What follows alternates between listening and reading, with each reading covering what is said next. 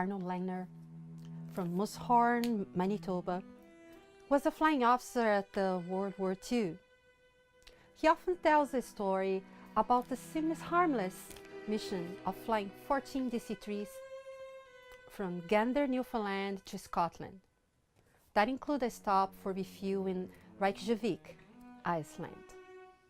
Each of the DC-3s carried a crew of 3. From the start, the mission was caught by atrocious weather and had been delayed several times during the day. All the crews were together at the dinner when the decision finally came down. They would leave at 8 p.m. that night, but the 42 men made a pact before they even leave their table. They would reconvene for breakfast next morning in Iceland, but not until all 14 planes had touched down safely. Shortly after the last plane took off from Gander, the weather engulfed them. The planes iced up quickly and many climbed up above 11,000 feet in search of relief.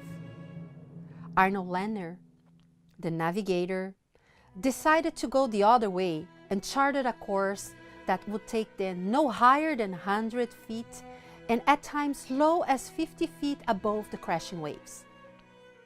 The pilot was hesitant at first, but as the wing of his plane grew increasingly heavier, he decided it was worth a try. The air temperature was slightly above freezing and fell drastically. And so Mr. Langner tells the pilot, "You just fly the plane and we will get there." At the end, only 3 planes made it to Reykjavik.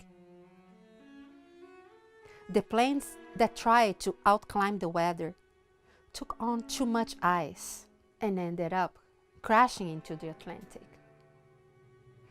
33 young men lost their lives on that fateful night, and no one would eat breakfast the next day.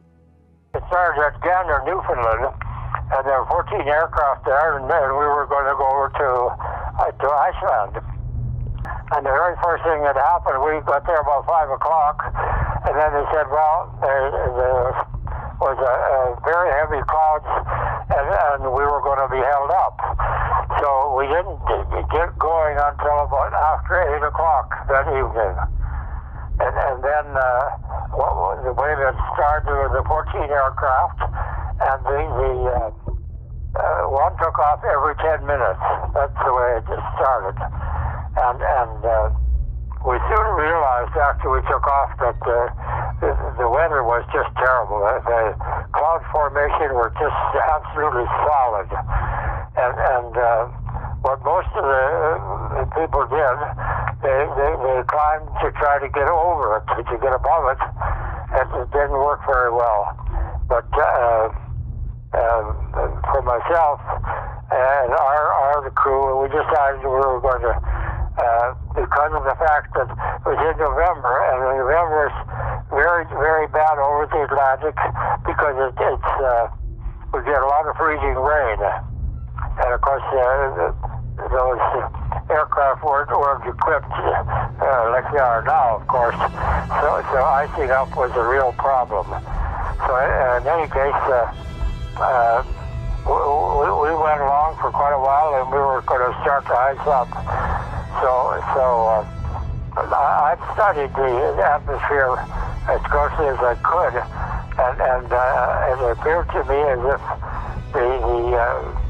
we were always checking to see if the freezing temperature went right down to the surface of the ocean. And generally speaking, it didn't. It usually ended up maybe 1,000 feet or 1,500 feet. So in any case, we decided we'd go down and we'd fly at 50 feet. So that's what we did. And it wasn't freezing down there, so we were in rain and the clouds and everything, but in any case, we weren't in any immediate danger. So we finally got to Iceland, and we couldn't see the airport. The clouds were so heavy. But I'd been to Iceland before, so I kind of knew what to look for. And it was about, by this time, it was already about 8, 9, 10 o'clock in the morning. So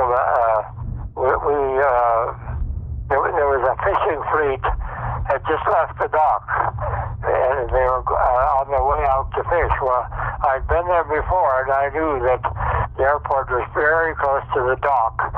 So I told the pilot which way to head, and we went over, and we landed safely. And what we had decided to do was all these people, that we decided that we wouldn't have breakfast in Iceland until everybody arrived. Well, we were the first one to arrive, and we waited, and nobody else came, and no one else came, and then finally 2 more came, and one fellow said, "I'm the very last." Well, we just knew that something very serious was wrong, so we checked with the people, the officials there, and they said there were aircraft all over the place, but they weren't coming into land. So that's what happened. There were three came in, and that was all. So that was a very, very severe, sad situation. But technically, the reason for the whole situation developing was that these aircraft were to go over to Britain. Scotland was our base, actually. We fly them into, and then they would prepare them for the glider towing that was coming ahead for taking the troops into France. And what happened, there were only 3 crews, and they were the 3 crews that were safe. And so they didn't have enough personnel for the other aircraft. So what they did, I don't know who made this decision, it was a very poor decision. They would go to every training station and take a pilot from the pilot's training school and a navigator from the navigator's training school and a radio operator from the radio operators. Well, these people had never even flown across the country, never mind the Atlantic Ocean, and that's what were the crews, and they were absolutely lost from the time they took off. It was absolutely so sad they didn't have a chance. As a matter of fact, one of the personnel was a previous instructor of mine, and he said, "Well, what can you tell me about it?" I said, "Well, there's not that much I can tell you, but I'll do what I can." But I couldn't help them really, because they had never even flown across the country, because they'd been on training. So that's what this one fellow said. "Everything that I know is in a book." And he said, I don't know anything about just what's going to happen to us. Well, there wasn't too much you could do. So it was a very sad situation, and looking back at it, the entire crew, we could have gone via the Azores, which was another route, and there was no problem with weather there at all, and they would all have made it. That makes it even more difficult. But that's the story in a nutshell. Okay, thank you. Bye for now.